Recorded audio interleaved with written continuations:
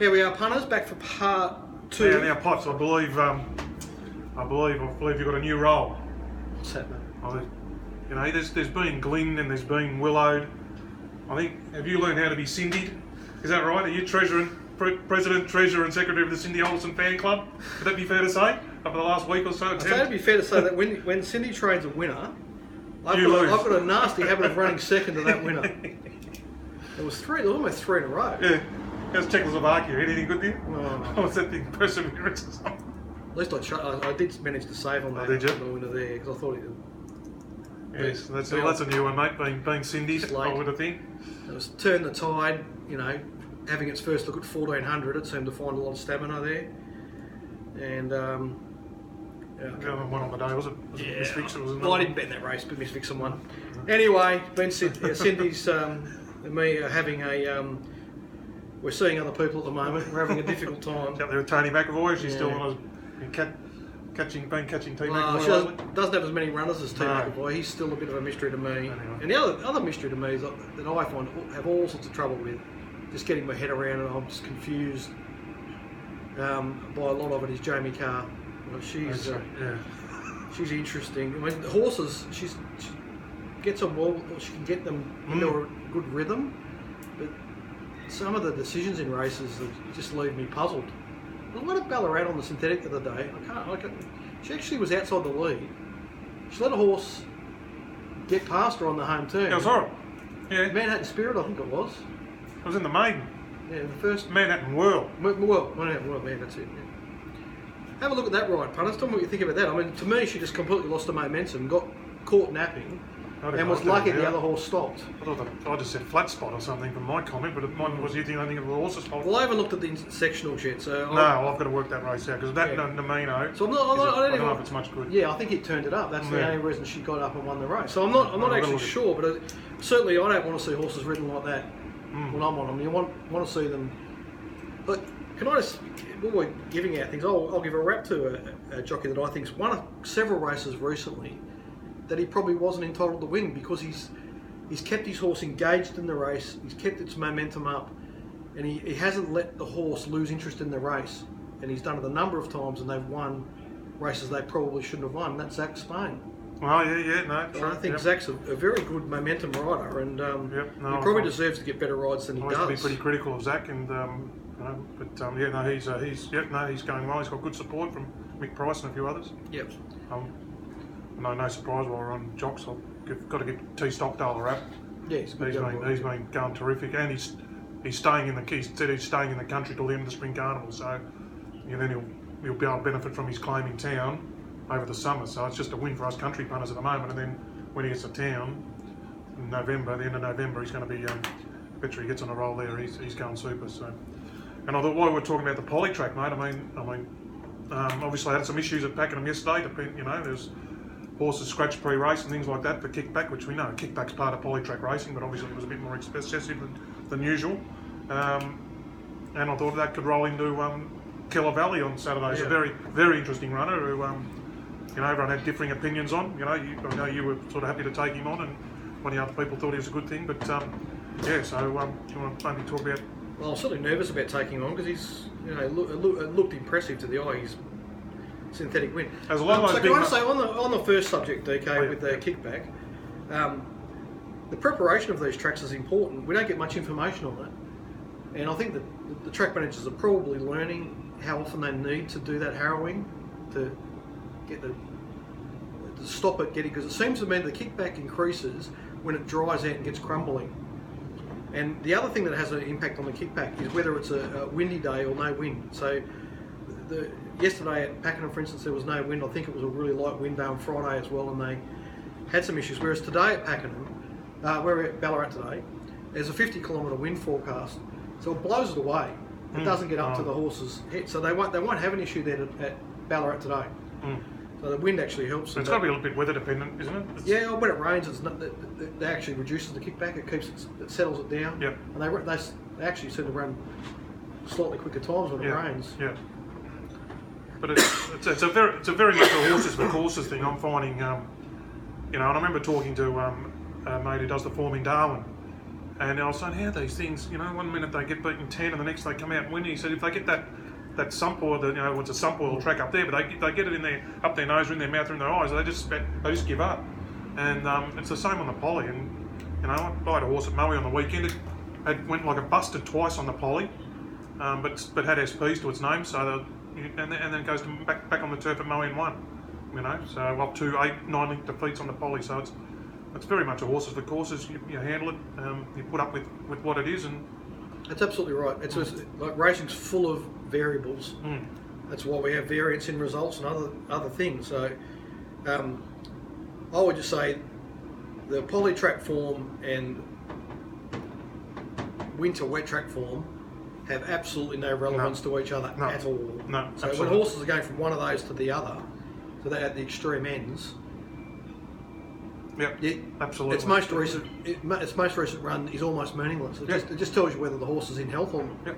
It actually, if you want to know if the horse is going to handle the heavy, you have to go back and look at its past history under some sort of similar circumstances. Now, Killer Valley, it was a real it was a torturous exercise because it did win very impressively. So if I just talk the punters through what in the end led me to wanting to oppose it. First of all, on that day at Ballarat, there was another impressive winner, and that was Titan Blinders, who was in the same race on Saturday. And it had previously been impressive on the poly and then failed on the turf. So that doesn't necessarily... When it had gone well at Flemington on a good surface and then struggled on a... Troy Corson said before, he's a dead set dry tracker. Yeah. Spit on the ground and he's not much good. So that gives you something to compare to. So I looked at the difference between Killer Valley and Titan Blinders on that day at Ballarat on the synthetic, and I had it down between 1 and 2 lengths. And then I looked at what Titan Blinders did at Flemington on a surface that suited him, and then I sort of rated Killer Valley around that, just to give me some sort of ballpark idea of what I thought he could do if he handled the track really well on Saturday at Flemington, the complete change. I also went back and looked at Killer Valley's pre-debut jump outs, and it had only had one this prep at Caulfield on the turf, and it didn't go very well. So to me, it's interesting. Was it carrying 75 kilos in that jump out, or what happened? Because it had trouble keeping up late in that jump out. Anyway, so I just found enough reasons to think, I'm not going to just give this horse the benefit of the doubt here. So then when you're looking at it's all relevant to the other runners in the race. Twilight Run's a horse I've got a big opinion of. I thought it was a really talented horse and a strong horse. While Killer Valley is one of the most impressive maiden winners I've seen in recent time, it was on poly. Now prior to that, the best maiden winner I'd seen in the last, I can only remember 12 months, I haven't gone back any further, was Twilight Run's maiden win at Geelong. It was enormous. Yep. And he ran a massive figure, and then he just got slaughtered in Tasmania. It was just, I don't know what was going on there. But he's a proper horse, that horse. So so there you go. He's up against a proper horse. Twilight Run's first up run, to me, that was almost like another trial. His first up run at Caulfield. He wasn't prepared for, he hadn't been tuned up to win first up. He was just there to run whatever race he could run. His run was enormous. He just ran through the line magnificently. Yeah, what you want to see. So I'm wanting to be on Twilight Run, and Sydney Faistos. So last time we'd seen Faistos, he struggled in 2-year-old races. He'd gone up to Sydney, and he's one of those really unruly sort of helmets that they're all a bit mad. But he'd been running through the line really powerful, and he had a series of short SPs in metro races in Sydney. There was no doubt he was a rubber stamped Saturday class horse. Coming off a win on the 7-day backup. It's just got robots all over it. They're going to find him. There's just no doubt at some point he's going to be heavily back. Now they did leave it very late. They waited till the last minute. Oh, that's we know who that is. So I would say a minute out from the start. I'm just working from memory here, so I apologise if I'm wrong. But I'm thinking he would have been close to $5 on the fair, and $3.60 Hard to get. It was hard to get when they're jumping. After the last minute.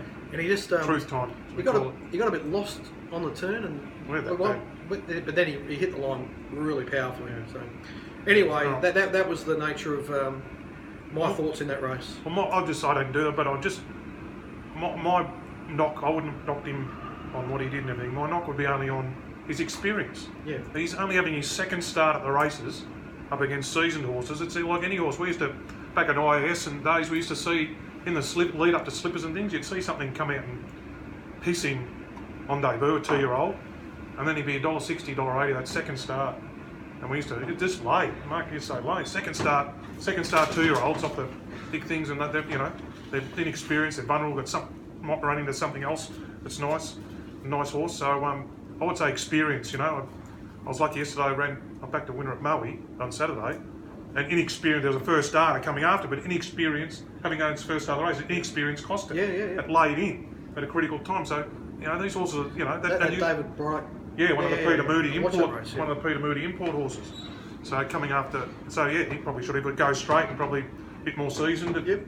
Might have won. So I'm saying that horse, he was. Yeah, I said that a lot, DK. Horses that have been hidden away that try and get the first up kill for the owners, and they lose because of inexperience. And you just sort of laugh. You think, well, they pull these things off in Sydney by giving them several public trials where everyone gets to see them.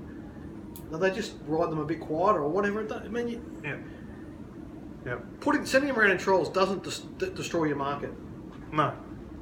Anyway, only if they shit him. Anyway, so that's So mine's inexperienced. Yeah. Beware of the inexperienced horses that up in class at short odds. I would think under any circumstances. Yeah.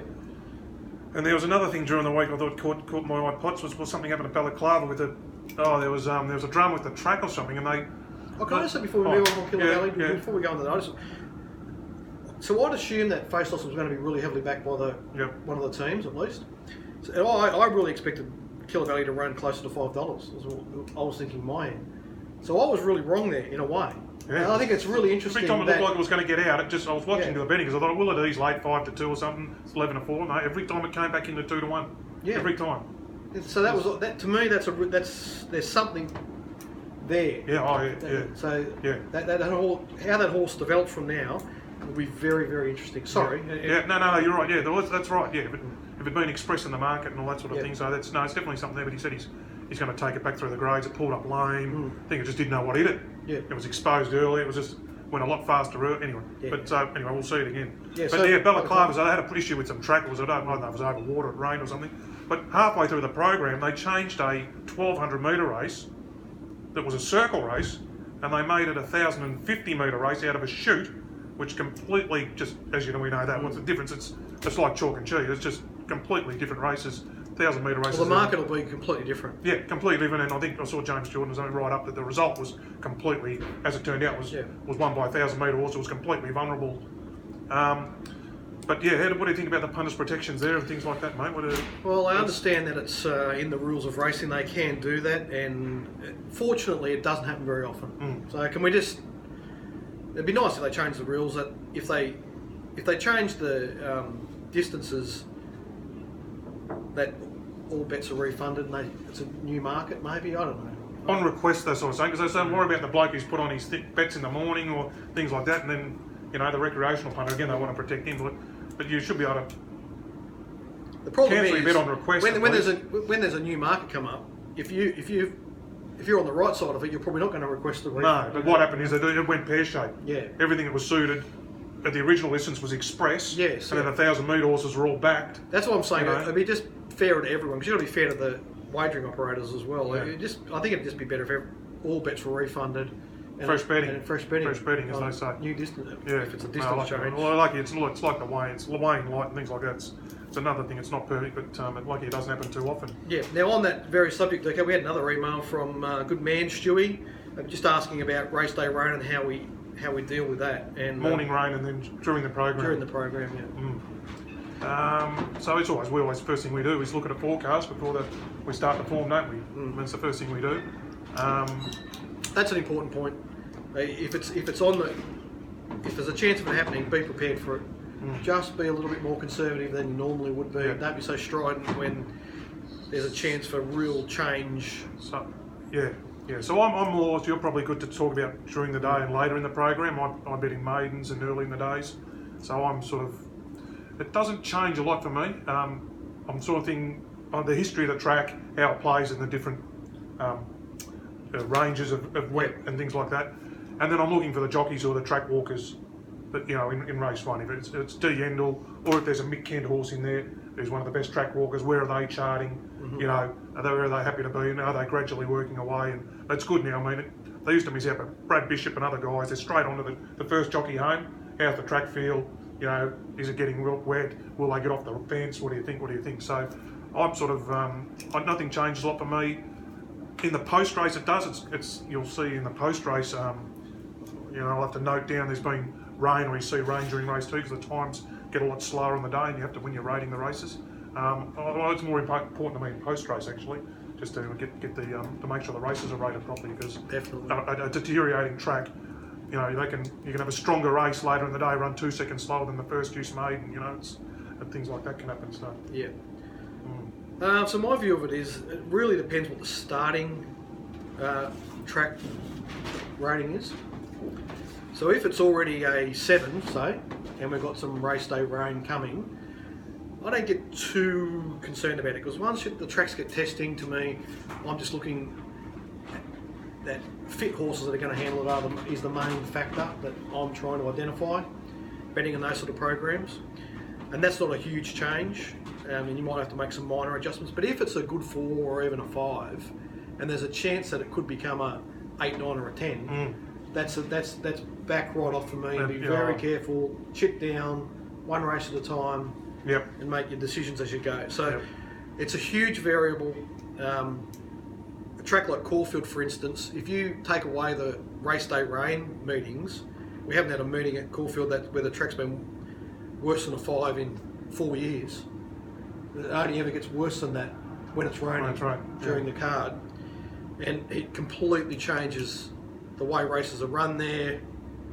It just changes completely. So, particularly if you're putting out some information at 9 o'clock in the morning, it almost it becomes a guide. It goes from being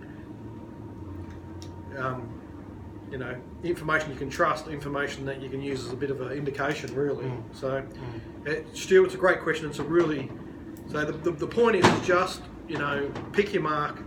Don't overcommit to situations where you're going to become vulnerable, because those big teams, that's one of their advantages. They are very flexible. They can make late changes. They can adapt to whatever it is. So, on days where things are changing wildly, they are very suited. So you sort of don't want to be betting into them too much on those kind of days. And there's heaps of racing, so it's always, but chip down one day, they're on tomorrow. So it's like it, mate. All right, seen anything caught your eye lately, or anything pots? Did you like that maiden? Did you like that? Yeah, love the maiden win of the Paul Prushka horse at Knock Knock. Yeah, that's the only one I circled. When I was doing this one, I thought, how good. Oh, geez, that's gone good. Terrific. And there was a Knock who was a good horse of Michael O'Leary. He won Mount Gambier Cups, I think, and all Western District. So, I've seen that horse in a jump out when we had it. Well, he said it came from Weir, and it was.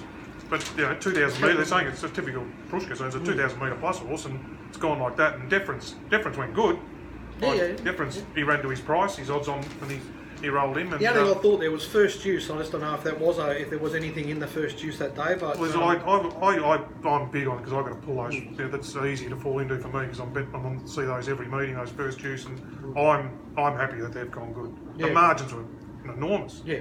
And there's big margins, so I like the big margins on turf, and there's another. Bendigo is Bendigo is the best form at the moment, because the other two premier provincial tracks, Ballarat and Pakenham, are only racing on poly, not racing on turf. So you'll see there's strong meetings, the big stables, the good young horses are going there, and as you see with Huntley Castle and things like that, it's providing, and the ratings are good there. They're good, strong races there at the moment. So don't be scared to back a horse off a Bendigo meeting. Couldn't agree more, DK. That's absolutely right. That's a good note for us to finish on. Hope there was something there for your punters. Cheers, and we'll try and be back in a couple of weeks. Yep.